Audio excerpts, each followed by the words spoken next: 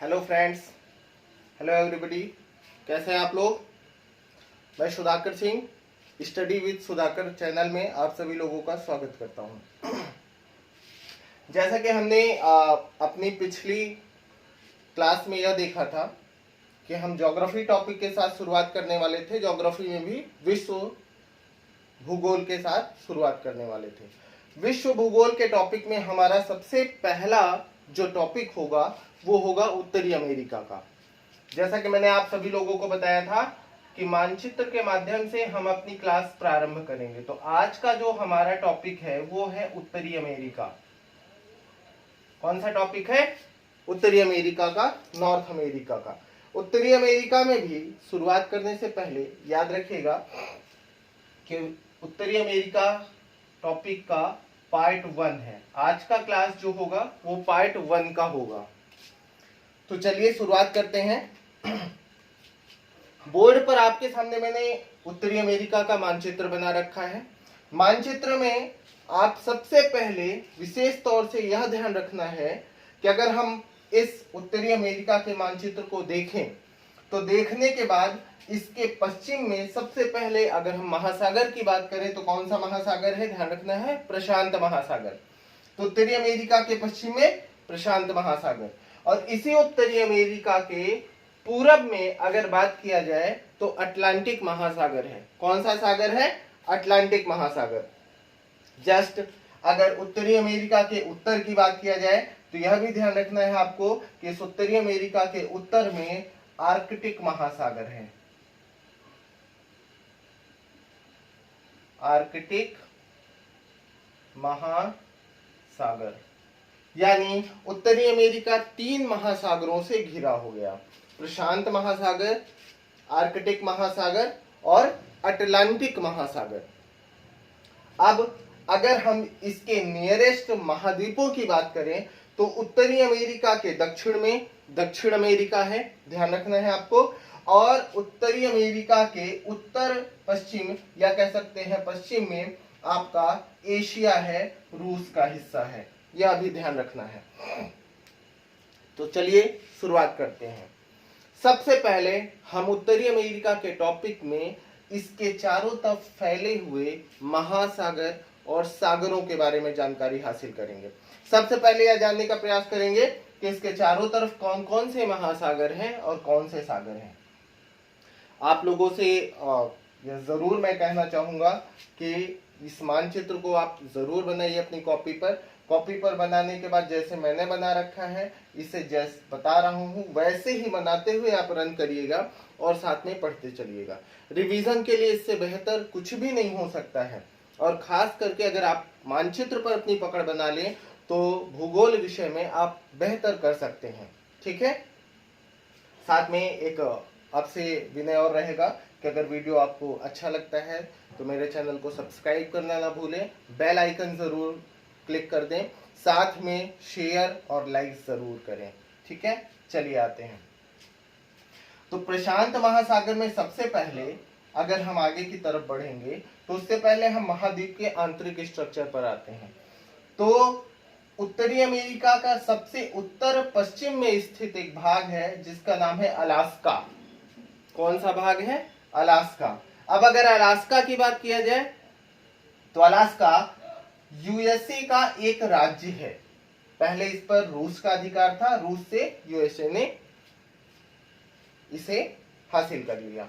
अब वर्तमान में अलास्का किसका राज्य है? यूएसए का राज्य है, और यूएसए का सबसे बड़ा राज्य है, यानी क्षेत्रफल में सबसे बड़ा है अलास्का यूएसए के राज्यों में।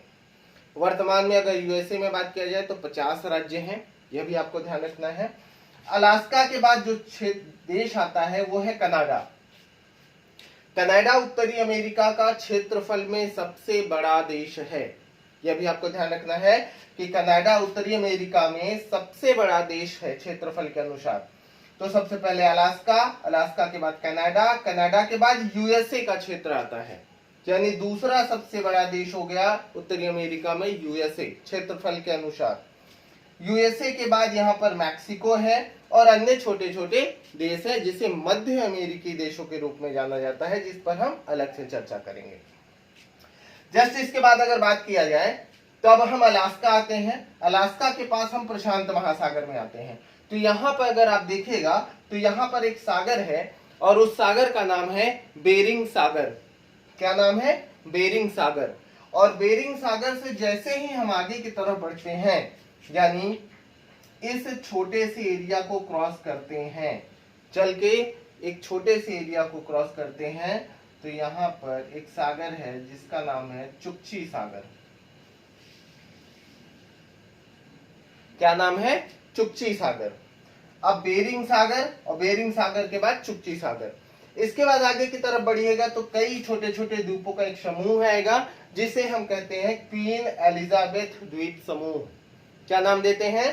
क्वीन एलिजाबेथ द्वीप समूह। इस क्वीन एलिजाबेथ द्वीप समूह से आगे की तरफ बढ़ेंगे तो कनाडा में ही अंदर की तरफ एक खाड़ी स्थित है जिसका नाम है हडसन की खाड़ी।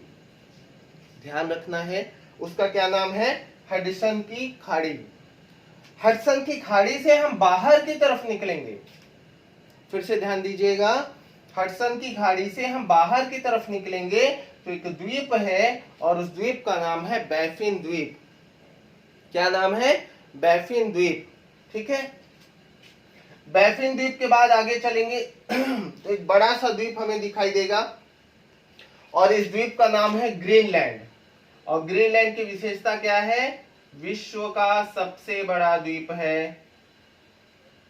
बिल्कुल ध्यान रखना है, विश्व का सबसे बड़ा द्वीप है, यानी क्षेत्रफल में यह विश्व में सबसे बड़ा है द्वीपों में। विश्व का सबसे बड़ा द्वीप ग्रीनलैंड है। किस देश के पास? कनाडा के नजदीक है। अब दिमाग में यह बात उठती है, क्या यह स्वतंत्र राष्ट्र है या देश है? बिल्कुल भी नहीं। इस देश पर अधिकार है आपके डेनमार्क का। याद रखिएगा, इस पर किस देश का प्रशासनिक अधिकार है? डेनमार्क का प्रशासनिक अधिकार है।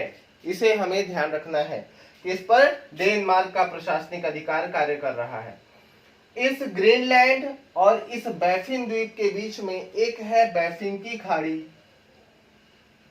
और बैफिन की खाड़ी के बाद हम आगे की तरफ बढ़ेंगे, यानी ग्रीनलैंड से दक्षिण की तरफ बढ़ेंगे तो अटलांटिक महासागर के क्षेत्र में एक सागर स्थित है और उस सागर का नाम है लैब्राडोर सागर। कौन सा सागर? लैब्राडोर सागर। अब इस लैब्राडोर सागर और बैफिन की खाड़ी के मध्य में एक जल संधि स्थित है। क्या स्थित है? जल संधि। और उस जल संधि का नाम है डेविस जल संधि। मोस्ट इंपॉर्टेंट है, याद रखना है।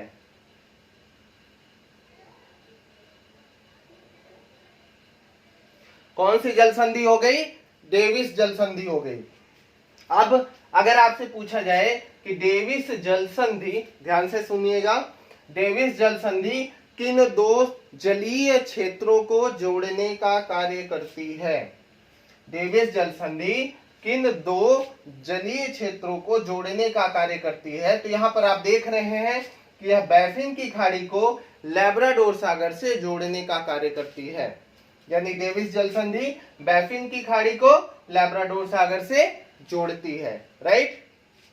अब लैब्राडोर सागर के बाद आगे की तरफ चलेंगे तो यहां पर न्यू फाउंडलैंड द्वीप है। कौन सा द्वीप है? न्यू फाउंडलैंड द्वीप। ध्यान रखना है, अटलांटिक महासागर में स्थित द्वीप है। अब बात उठती कि इस पर अधिकार किसका होगा? तो कनाडा का अधिकार क्षेत्र है, ये भी ध्यान रखना है। न्यू फाउंडलैंड द्वीप के बाद आगे की तरफ बढ़ेंगे तो सारागासो सागर है। सारागासो सागर भी अटलांटिक महासागर का ही एक हिस्सा है और खास करके ये बरमूडा त्रिकोण के लिए यानी बरमूडा ट्रायंगल के लिए काफी फेमस है।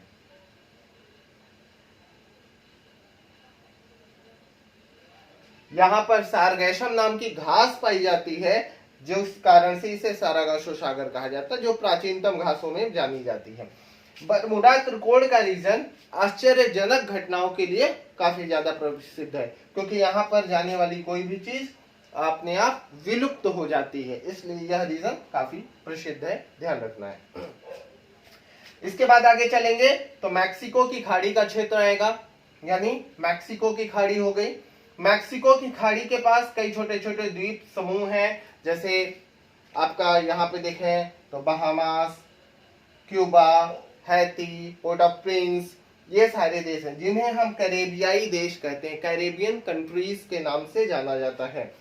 इन कैरेबियाई देशों के दक्षिण में अगर बात किया जाए तो यहाँ पे एक सागर है जिसे हम कैरेबियन सागर कहते हैं। कौन सा सागर? कैरेबियन सागर। अब कैरेबियन सागर के बाद यहाँ पर जो आपका मध्य अमेरिका है, मध्य अमेरिका में सबसे दक्षिण में एक देश है जिसका नाम है पनामा। क्या नाम है देश का? पनामा। और पनामा देश में ही स्थल को कट करके, यानी पनामा स्थल संधि को काट करके एक नहर बनाई गई है जिसका नाम है पनामा नहर। विश्व प्रसिद्ध नहर है, ध्यान रखना है। कौन सी नहर? पनामा नहर। किस देश में स्थित है? पनामा में। अब ये पनामा नहर दो जलीय क्षेत्रों को जोड़ने का कार्य करती है। अगर महासागरों की बात करें तो एक तरफ अटलांटिक महासागर, दूसरी तरफ प्रशांत महासागर। अगर हम सागर और महासागर की बात करें तो इसके नजदीक एक तरफ कैरिबियन सागर, दूसरी तरफ प्रशांत महासागर। जस्ट पनामा नहर के बाद फिर आइएगा तो आप प्रशांत महासागर में आ जाएंगे, और प्रशांत महासागर में जब आएंगे तो एक 49 डिग्री की समानांतर रेखा है, 49 डिग्री की समानांतर रेखा है, जो कनाडा और यूएसए के मध्य सीमा रेखा है, बॉर्डर लाइन है। बिल्कुल ध्यान रखना है कि 49 डिग्री समानांतर रेखा कनाडा और यूएसए के मध्य स्थित एक बॉर्डर लाइन है, एक ऐसी रेखा है जो दोनों को विभाजित करने का कार्य करती है, लेकिन यह एकदम सीधी नहीं है, आगे चल करके ये मुड़ी हुई है, ध्यान रखिएगा। और साथ में कनाडा और यूएसए के मध्य अगर हम बात करें तो 5 झीलें स्थित हैं। कनाडा और यूएसए के मध्य कितनी झीलें स्थित हैं? बॉर्डर पर 5 झीलें हैं। उन 5 झीलों को महान झील की संज्ञा दी जाती है।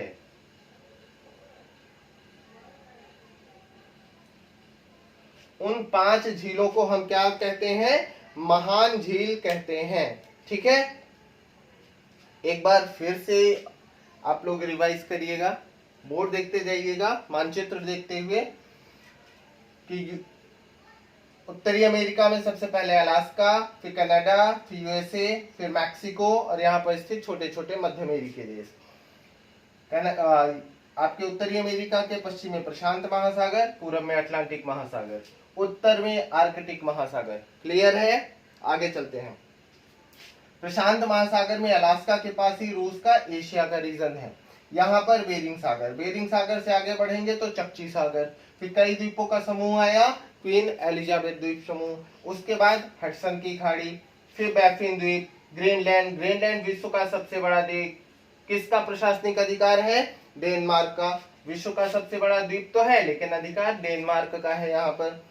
इन दोनों के मध्य बैफिन की खाड़ी, बैफिन की खाड़ी से आगे बढ़ेंगे तो लैब्राडोर सागर, लैब्राडोर सागर और बैफिन खाड़ी के मध्य में डेविस जल संधि। ध्यान रखना है, मोस्ट इंपॉर्टेंट है, हर एग्जाम में पूछी जाती है, पीसीएस तक में कई बार पूछी गई है, डेविस जल संधि। इसके बाद आगे आएंगे तो न्यूफाउंडलैंड द्वीप, कनाडा का द्वीप है। न्यूफाउंडलैंड द्वीप के बाद अगर आगे चलेंगे तो सारागासो सागर, जो बरमुडा ट्रायंगल के लिए काफी ज्यादा प्रसिद्ध है। यहाँ पर अगर बात किया जाए तो क्या होता है? आश्चर्यजनक घटनाएं होती हैं, काफी चीजें विलुप्त हो जाती हैं। कोई भी वस्तु या कोई भी प्लेन या इत्यादि इस क्षेत्र से गुजरता है एक निश्चित क्षेत्र से तो वह विलुप्त हो जाता है, जिसका कारण ग्रेविटी को माना जाता है। ये ध्यान रखिएगा कि जिसका कारण क्या है? ग्रेविटी है, गुरुत्वाकर्षण बल है। इसके बाद चलेंगे तो मैक्सिको के पास और यूएसए के पास मैक्सिको की खाड़ी, फिर बाहर निकलेंगे तो छोटे छोटे द्वीपीय देश, कैरेबियाई देश, वहीं पर कैरेबियन सागर। कैरेबियन सागर से आगे चलेंगे तो पनामा, पनामा पे पनामा नहर जो कैरेबियन सागर और प्रशांत महासागर को जोड़ने का कार्य करता है। फिर इस तरीके से ये आपका वाटर बॉडी रीजन यानी जल का क्षेत्र हो जाता है जो उत्तरी अमेरिका के चारों तरफ फैला हुआ है। ठीक है, तो ये उत्तरी अमेरिका का पार्ट 1 रहा। थोड़ा सा इंफॉर्मेशन है, आप इसे जरूर रिवाइज करिएगा। ठीक है, अगली क्लास में मिलते हैं। Have a good day.